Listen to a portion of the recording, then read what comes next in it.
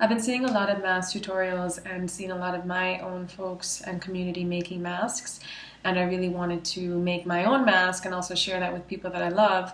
And I mentioned this earlier this week, after being part of this global dance party that most of us experienced or heard of this past weekend, I really wanted to do something that felt inclusive, that felt like it was serving my community, was using my skills, and was something that other people could also get involved in. So I'm going to be making masks today. We're going to be doing a face mask tutorial, and there's lots and lots and lots of different patterns out on the internet. I chose a really simple, easy pattern. It's it's really just this. This is the woman's size version of it.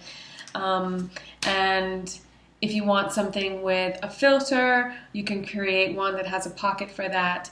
If you want something that's just straight across with folds, you can create something as well and find that pattern pretty easily online. But this one is for the Mortal Kombat one, the one that has a peak and that covers your nose and mouth and goes down to your chin. They all do, but this one just is peaked, that's all. So we're going to start it off. The first thing I did was take my pattern, and again, this is the woman's size, and it's really just a piece of paper, ruled paper, that I used to trace this shape with a pair of pants. On a pair of pants I just have outgrown. They're a little snug. But I just made 4 pieces this same shape. So I should have 1, 2, and then 3, 4. So 2 of one color, 2 of another color. You can keep them 4 of the same color if you like. It will just give you, an inner and outer face mask style that's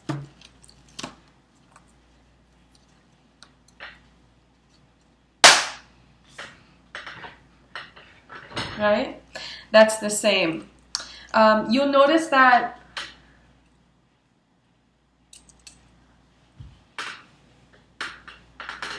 the way that I chose to do the bands made it a little bit easier on the ears. You can also just tuck it behind the ears if you like. I find they strain a little bit on the back of my ears after doing a couple test runs, so I just used the one that was most comfortable for me. I'm kind of, as soon as something feels uncomfortable, I like to rip it off. So the face mask is not something that I wanted to rip off, just for the sake of discomfort. So as I mentioned, we have 2 pieces of one fabric and 2 pieces of another fabric. And this will probably be my inside. It's a nice hazmat orange. Okay? So my first step is to turn those pieces outside. Hold on. Thailand, these are your earrings. What happened? Oh, maybe Damn, I lost an earring. Oh well. I was really only looking cute for this video. Y'all know I'm not dressing up to sit in my home, but they were cute. Thailand, thank you for those earrings. They're so cute. Okay, so getting back to it, I turn my pieces outside or inside out. All right, so this is going to be the inside. You're not going to see this part. And I'm just going to sew along this line here. Boom, boom, boom, boom, boom. That's the part that's going to be my peak.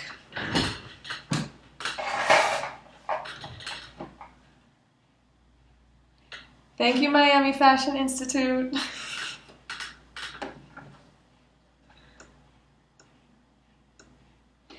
And the seam allowance I leave is maybe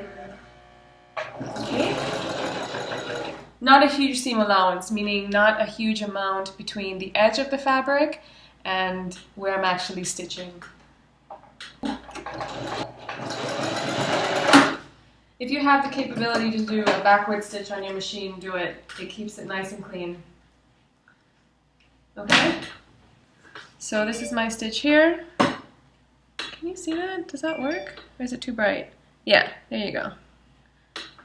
And it will open up like that. All right, let's do the inside now.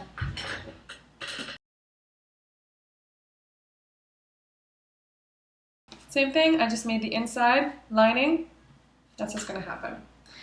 So, in order to connect these two, I make the fronts kiss, and I join them right at the peak. So I can keep my shape pretty accurate. And I pin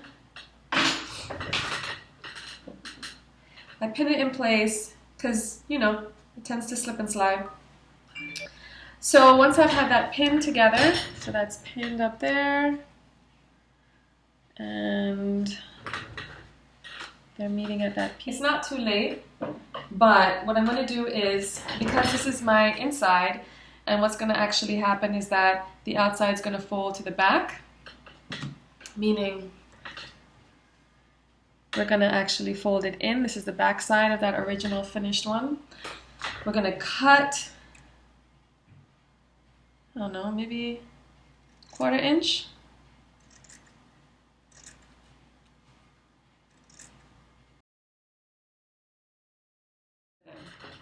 Okay, so it's pinned though and ready to sew. So I'm going to join these two by sewing the top, and then I'm also going to sew the bottom as well.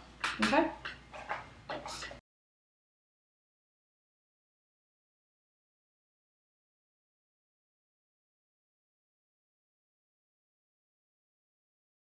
I have my front or my inside and my outside. Now I'm just going to turn them inside out.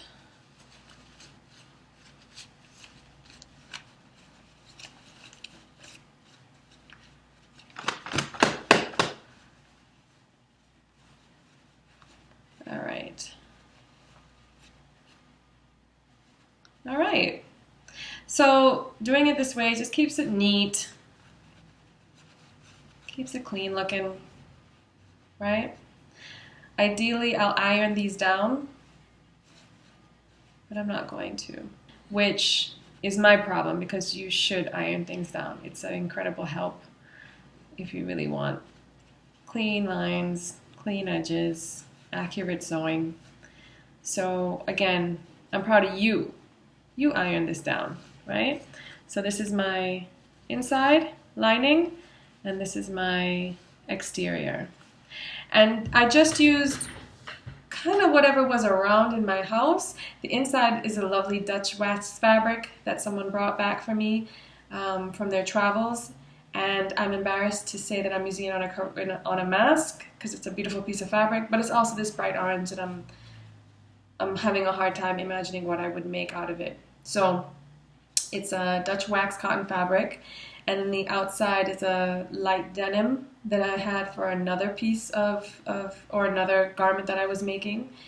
It's a little heavier, it's a little stretchy, but I would say anything that's a cotton or a cotton blend, you can use if it feels good against your skin. I mean, if you see it, you'll know it. Some people have used quilting fabrics, which you definitely have to double up because those are kind of thin. But something that's breathable-ish, but the weave is not super loose, right?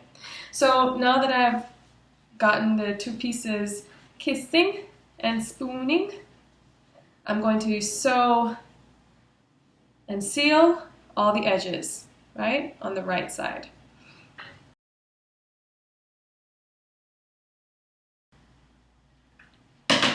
Okay, so here we have the almost finished piece with all of these ends sewn and top stitched. Top stitch meaning just sewn where you can see it on the exterior as opposed to inside where you, like inside here, where those lines and those stitches disappear.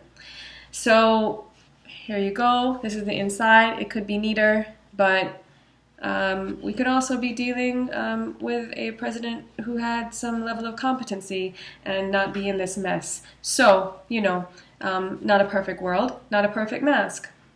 So before I turn these ends over, I'm going to just do a zigzag stitch across the top.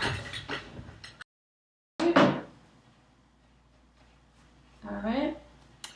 And this is my interior, zigzag stitch, cut, raw edge, cut, raw edge. I'm just gonna fold this over. And this is the loop, the little tunnel, which our elastic goes through.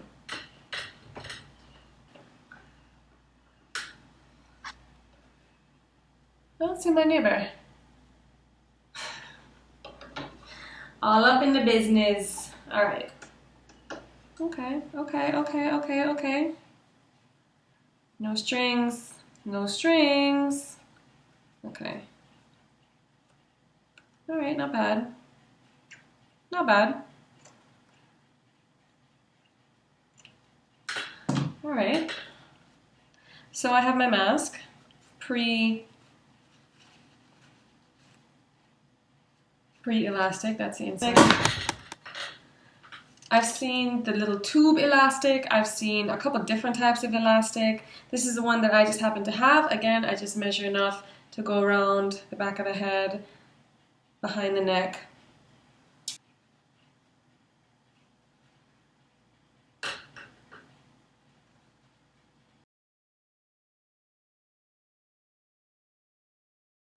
Now, once you make the measurement, you can just take the length of this and cut all the elastics now to size without having to try on every one if you're making more than one. But I didn't take the measurement of that, so. All right, let's see. I'm trying to hide this little tie. Which one is big enough for me to hide it in? Maybe it just doesn't get hidden. Maybe this is the world we live in now, with imperfect mask and unhidden ties. Okay, so we managed to hide the tie. Civilization is saved. And what we end up with is a pretty handy face mask with a nice bright inner lining and a fun print on the outside. You know, Corona, but make it fashion. And protect yourself, protect those around you, make for people in your area, in your neighborhood, your family, vulnerable citizens and community members who could really benefit from having this added layer of protection. If you want to make more of these, I'm starting a 100 mask drive, and you can donate locally or send to me in Miami and I will distribute them from there. There's so many states that need masks. There's so many healthcare providers without the necessary equipment that they need. And there are so many people who are stepping up to the plate. So 100 is not a huge number. We can totally knock it out. It takes 20 of us, maybe 25 of us, 50 of us. You know, we can get together, feel like we're contributing. Sometimes just doing something is better than doing nothing after you finish watching Tiger King on Netflix, but only after that. So watch that, and then let's make some face masks together. I'm going to be sending and posting information about how to get involved in the 100 Mask Drive project, but ideally the deadline is April 10th. So join as soon as you see it. Make a couple masks. It could be 1, it could be 10, it could be all the 100 if you want. But let's do this all together. Let us, in our own small ways, with what skills we have, really work and come together around this, because you know it's changing all of us in so many ways, and let it be for the good. All right, so keep well, stay well, be kind, stay soft, and stay making.